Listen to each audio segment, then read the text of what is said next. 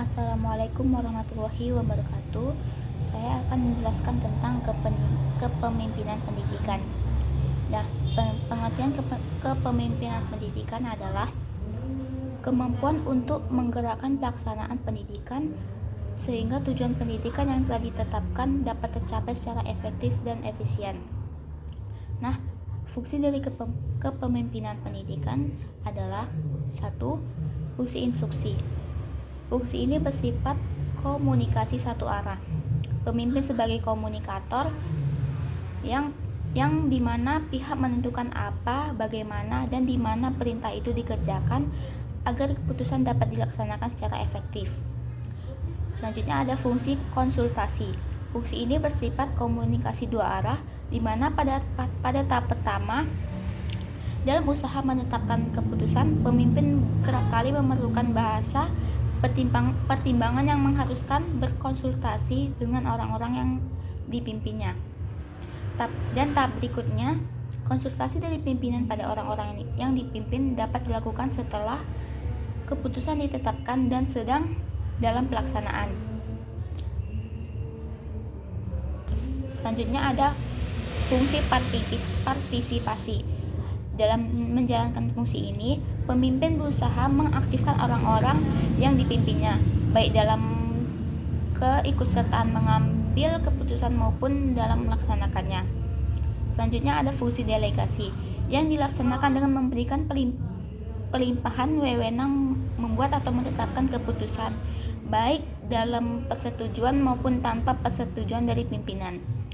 Dan ada fungsi pengendalian. Fungsi pengendalian dimaksudkan untuk kepemimpinan yang sukses atau efektif mampu mengatur aktivitas anggotanya secara terarah dalam koordinasi yang efektif sehingga memungkinkan tercapainya tujuan bersama secara maksimal.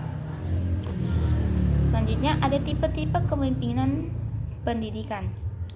Yang pertama ada gaya kepemimpinan partisipatif atau demokrasi, yang merupakan gaya kepemimpinan yang menitikberatkan pada usaha seorang pemimpin dalam melibatkan partisipasi para pengikutnya dalam setiap pengambilan keputusan. Yang kedua ada gaya kepemimpinan otokratik. Gaya kepemimpinan otokratik yaitu gaya kepemimpinan yang mengesampingkan peran serta kemampuan guru, siswa, dan staf administrasi dalam setiap kebijakan yang ditempuhnya. Selanjutnya yang ketiga ada gaya kepemimpinan laissez-faire. Gaya kepemimpinan ini disebut juga kepemimpinan liberal, yang merupakan suatu pola pengabaian sebagai pemimpin berusaha menghindari tanggung jawab terhadap pengikutnya. Yang keempat adalah gaya kepemimpinan transformatif. Gaya kepemimpinan ini berorientasi kepada proses membangun komitmen menuju sasaran organisasi dan memberikan kepercayaan kepada para pejabat untuk mencapai sarana tertentu. Yang kelima ada gaya kepemimpinan karismatik.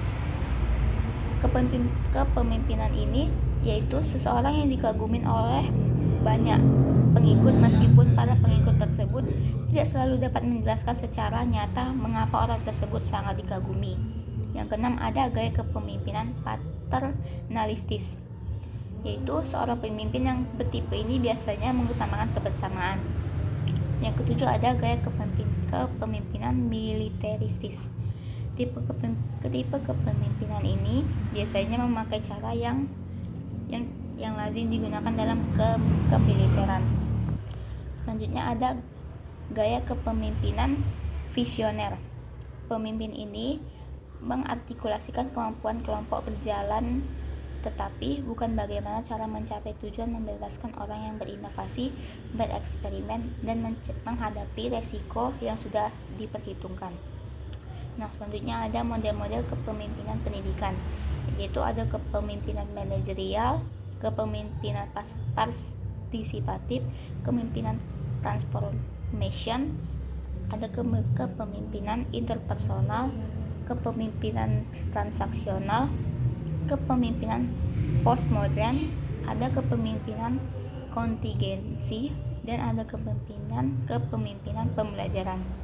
Nah, dan selanjutnya ada pendekatan dalam kepemimpinan. Ada pendekatan sifat, pendekatan perilaku, pendekatan pengaruh kekuasaan, dan pendekatan situasional. Dan sampai situ saja penjelasan dari saya.